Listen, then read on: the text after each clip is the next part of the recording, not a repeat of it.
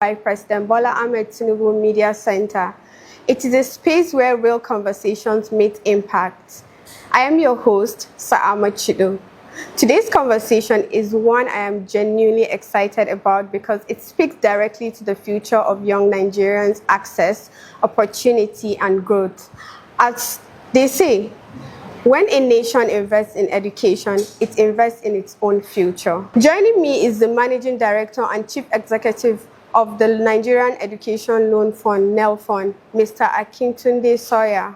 Under the leadership of President Bola Ahmed Tinubu, he is driving a student loan scheme that is changing how Nigerian students access education, making it more possible, more inclusive, and more realistic for everyday people. This isn't just about policy, it's about real lives, real students, and real opportunities being created. Let's get into it. Thank you, Mr. Akintunde, for having us here. Thank you for coming to interview me today. So far, how many students have benefited from the loan and how much has been disbursed? Okay. So let me start off by saying that there's been a very significant level of interest in this program of His Excellency President Bola Ahmed Tinubu. A lot of interest because for a long time, students in Nigeria have been neglected. Nobody has bothered to listen to their concerns. And as such, we've had lots of students who have dropped out of school, lots of students who have given up on education, lots of students who have gone out to do nothing out of frustration or to create mischief. To your question, so far we've had over 1.3 million students in Nigeria who have benefited from this loan. Today we have 1.7 total number of applications, 1.7 million applications in total. Wow. But 1.3 million in under 2 years, just under 2 years, 24th of May 2025 is when we started. So in just under 2 years to have 1.3 million beneficiaries is significant. You asked how much we've disbursed so far. So far we've disbursed a little bit over 242 billion naira to schools and to students as upkeep. Okay, that takes me to my second question.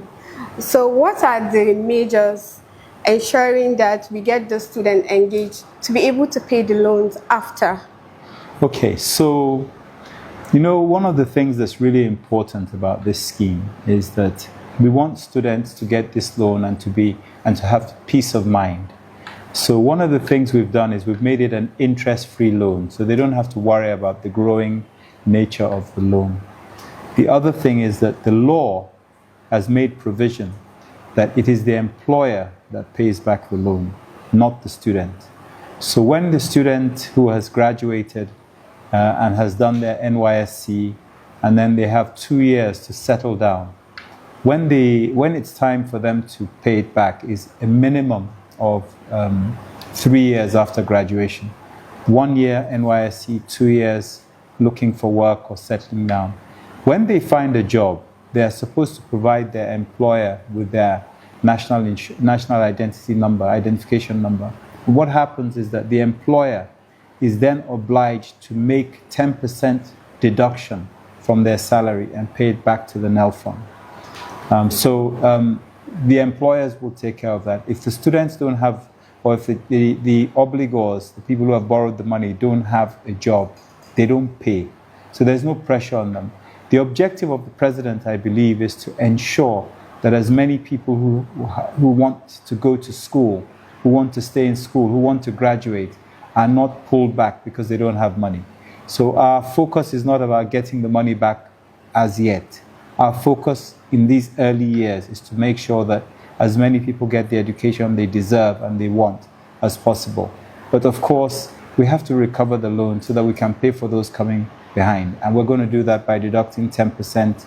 The employer will deduct 10% from the salaries of those who have jobs and pay it back to the NELFund.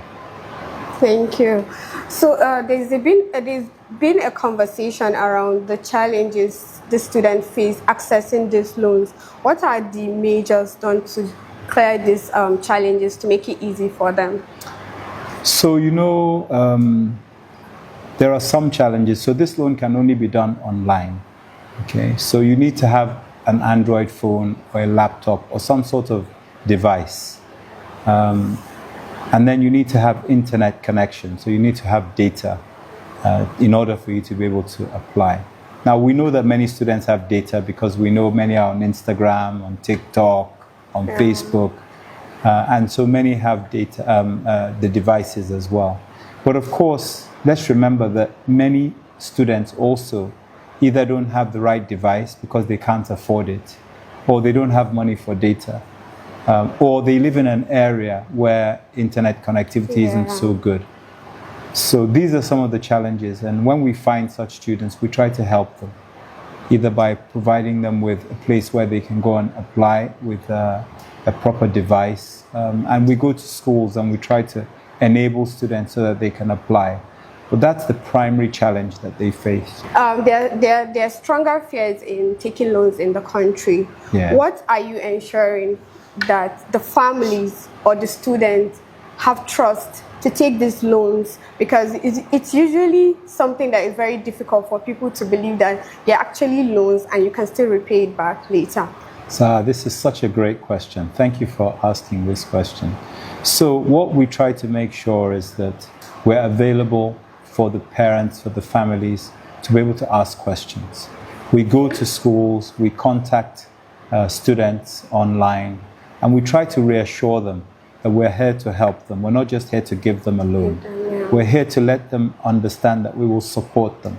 So we support them even with the schools. Some students have already paid their school fees by the time the loan comes through. We help to advise them as to how they can get refunds from their schools. So we are really there to provide all the comfort and hand-holding that we can to ensure that there's confidence in what they're doing, because education is so important that we have to be there to assist and help and advise, and we do that. Okay, thank you. So there's a complaint. I don't know if it has come to you, but there's a complaint that some of the students don't get their payment in full. They get half payment, and some don't even get the disbursement of the upkeep. So what are you doing about that, sir? Well, when you have this sort of issue, this sort of complaint, first thing you have to do is take it seriously. You can't dismiss it, because it may be pointing out something about the user experience. Yes. But I cannot comment on what we're doing about it in general, because what we're doing here is we have a continuous monitoring process to see who we're giving money to, who is eligible, who has been approved. We are always trying to improve our processes. But of course, there may be specific issues where somebody has to complain because something didn't happen. And we want to know about that. What are we doing about it? We leave our doors open for people to come to us and tell us what the issues are. I can't speak to every case that has happened because each one is different. Yeah. And sometimes people don't understand even how it works. They think that if they apply for the loan on Monday, they will get it by Wednesday. True. That's how people think, because people need money. Yeah. So sometimes it's just a misunderstanding, and we try to clarify and explain to people. We also have desk officers in all the schools who help people with their applications. We have some NELFund ambassadors. We work with the student union government leadership, and we work with the institutional leadership, the leaders at the institutions, to ensure that all the stakeholders, all the people that the students might go to, are well informed about what needs to happen. But we're also here to help people if they need our help. That was quite insightful. Thank you. So there's this JAPA syndrome. Our young graduates just want to leave the country due to some, greener pasture, whatever they want to. But what are the measures done? Now, a student takes this loan and then JAPA. So what are the measures to ensure that even after the student or beneficiary has gone, is still going to be able to pay the money back? So, like I said before, it is the employer that pays us the money back. Even if people don't leave Nigeria, they don't need to JAPA. the way we get the money back is from the employer. Sometimes when they are self-employed and they are paying for themselves, they're paying themselves a salary, they are the ones who are obliged by law to pay us back the 10% that they're supposed to. But of course, you ask a really good question. When people go abroad, why would the employer abroad be checking to see whether they've got a loan? You know, it's a difficult one, I have to admit, because we don't want to say because you've got a loan, you can't go abroad. True. People have opportunities to go abroad. But we have some measures. So, for example, we have a global mandate that allows us to take money from your account. If there's money there and you're telling us you don't have a job, we can take money from your account. We also try to ensure that people understand that even if you japa, one day you might come back to Nigeria. And when you come back to Nigeria, you will need to show certain people and certain organizations that you've paid your loan before you can access certain services. So that's how we encourage people. Thank you so much, sir. That was quite interactive and educating, to be very honest. So moving to our last and final question, which is also very, very important. What is the legacy? What legacy would you like to leave behind after your tenure is over?